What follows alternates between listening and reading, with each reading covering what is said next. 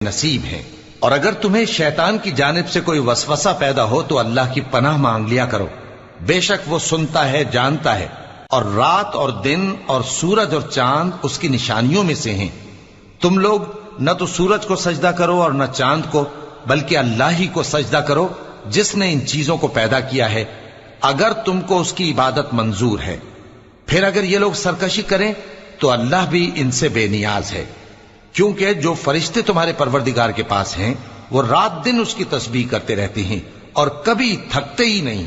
और ए बंदे, ये उसी की कुदरत के नमूने हैं कि तू जमीन को दबी हुई यानी खुश्क देखता है, फिर जब हम उस पर पानी बरसा देते हैं तो वो शादाब हो जाती और फूलने लगती है। बेशक वो जिसने जमीन को जिंदा किया वही मुर्दों को जिंदा करने वाला है। बेशक वो हर चीज पर कादिर है। बेशक जो लोग हमारे अहकाम से इन्हिराफ करते हैं